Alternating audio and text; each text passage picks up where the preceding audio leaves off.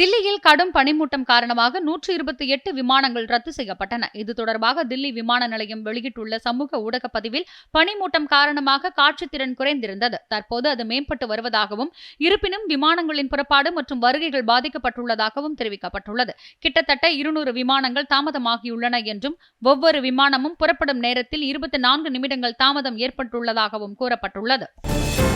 அமெரிக்காவின் நியூஜெர்சி மாகாணத்தில் உள்ள ஹாமில்டன் விமான நிலையத்திற்கு அருகில் 2 ஹெலிகாப்டர்கள் எதிர்பாராத விதமாக நடுவானில் மோதிக்கொண்டன. விபத்தில் சிக்கிய ஹெலிகாப்டர்கள் தரையில் விழுந்து தீப்பற்றி எரிய தொடங்கின. இந்த சம்பவத்தில் ஒரு ஹெலிகாப்டர் விமானி உயிரிழந்த நிலையில் மற்றொருவர் படுகாயங்களுடன் மீட்கப்பட்டு மருத்துவமனையில் அனுமதிக்கப்பட்டுள்ளார். இந்த விபத்து குறித்து விமான போக்குவரத்து ஆணையம் விசாரணை மேற்கொண்டு வருகின்றது. கள்ளக்குறிச்சி மாவட்டம் பிரித்திவிமங்கலம் கிராமத்தில் மின்சாரம் தாக்கி உயிரிழந்தவரின் குடும்பத்தினருக்கு முதலமைச்சர் மு.க.ஸ்டாலின் நிதியுதவி அறிவித்துள்ளார். இது தொடர்பாக வெளியிடப்பட்ட செய்திக்குறிப்பில், கள்ளக்குறிச்சி மாவட்டம் பிரித்திவிமங்கலம் கிராமத்தில் வசிக்கும் ராஜகோபால் தனக்கு சொந்தமான கிணற்றில் உள்ள விவசாய மின் மோட்டாரினை விவசாயத்திற்காக இயக்கும்போது எதிர்பாராத விதமாக மின்சாரம் தாக்கி சம்பவ இடத்திலேயே உயிரிழந்தார் என்ற துயரகரமான செய்தியை கேட்டு வேதனை அடைந்ததாக தெரிவித்துள்ளார். உயிரிழந்த ராஜகோபாலின் குடும்பத்தினருக்கு 3 லட்சம் ரூபாய் முதலமைச்சரின் பொது நிவாரண நிதியிலிருந்து வழங்கிடவும் உத்தரவிட்டுள்ளதாக கூறியுள்ளார். தூத்துக்குடி புதிய துறைமுகம் கடற்கரை அருகே ஃபைபர் படகு கவிழ்ந்து நடுக்கடலில் காயத்துடன் தத்தளித்துக் கொண்டிருந்த 3 மீனவர்கள் மீட்கப்பட்டனர். தூத்துக்குடி மாதவன் நாயர் காலனி பகுதியைச் சேர்ந்த 3 மீனவர்கள் ஃபைபர் படகில் கடலுக்கு மீன்பிடிக்க சென்றுள்ளனர். அப்போது புதிய துறைமுக கடற்கரை அருகே மீன்பிடித்துக் கொண்டிருந்த போது படகு கட்டுப்பாட்டை இழந்து அந்த பகுதியில் உள்ள பாறையில் மோதி கவிழ்ந்தது. இதில் படகில் இருந்த 3 மீனவர்களும் நடுக்கடலில் விழுந்து தத்தளித்தனர். தகவல் அறிந்து வந்த கடலோர காவல்துறையினர் நடுக்கடலில் தத்தளித்த 3 மீனவர்களையும் பத்திரமாக மீட்டனர். நாகை மாவட்டம் கோடியக்கரை பறவைகள் சரணாலயத்தில் பறவைகள் கணக்கெடுக்கும் பணி தொடங்கியது. கோடியக்கரை பறவைகள் சரணாலயத்திற்கு இந்த ஆண்டு ஆயிரக்கணக்கான பறவைகள் வந்து குவிந்துள்ளது. இந்த நிலையில் வெளிநாட்டு பறவைகளை கணக்கெடுக்கும் பணி தொடங்கியது. இதில் வனத்துறையினர், பள்ளி, கல்லூரி மாணவ மாணவியர்கள் உள்ளிட்ட 60 பேர் குழுக்களாக பிரிக்கப்பட்டு பணியில் ஈடுபட்டுள்ளனர்.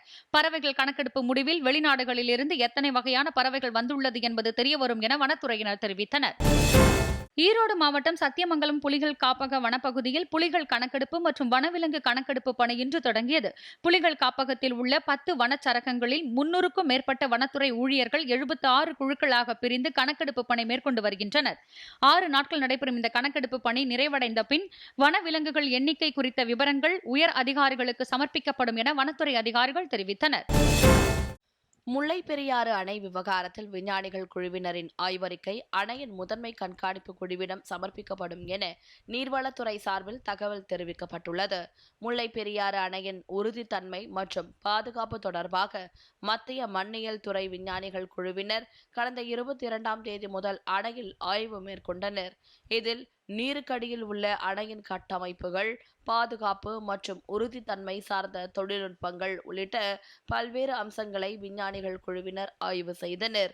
இந்நிலையில் இந்த ஆய்வுகள் தொடர்பான அறிக்கை முல்லை பெரியாறு அணையின் முதன்மை கண்காணிப்பு குழு தலைவரான தேசிய அணை பாதுகாப்பு ஆணைய தலைவர் அனில் ஜெயினுக்கு அனுப்பி வைக்கப்படும் என நீர்வளத்துறை சார்பில் தகவல் தெரிவிக்கப்பட்டுள்ளது. ஈரோடு மாவட்டம் விஜயமங்கலம் சுங்கச்சாவடி அருகே தமிழக விவசாயிகள் பாதுகாப்பு சங்கத்தின் சார்பில் விவசாயிகள் உரிமை மீட்பு மற்றும் கடன் விடுதலை மாநாடு நடைபெற்றது. இதில் 50க்கும் மேற்பட்ட விவசாய சங்க தலைவர்கள் உள்ளிட்ட பலர் பங்கேற்றனர். இந்த மாநாட்டில் விவசாயிகளின் வாழ்வாதாரம் மற்றும் உரிமைகள் தொடர்பான முக்கியமான 10 கோரிக்கைகளை வலியுறுத்தி தீர்மானங்கள் நிறைவேற்றப்பட்டன. குறிப்பாக தமிழக அரசு விவசாயிகளின் அனைத்து வகையான கடன்களையும் முழுமையாக தள்ளுபடி செய்ய வேண்டும் என்றும் கோரிக்கை விடுக்கப்பட்டது.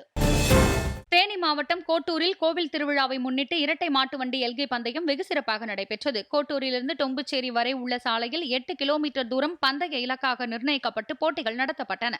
பந்தய தூரத்தை நோக்கி சீறி பாய்ந்த காளைகளை சாலையின் இருபுறமும் நின்று பார்வையாளர்கள் ஆரவாரம் செய்து உற்சாகப்படுத்தினர்.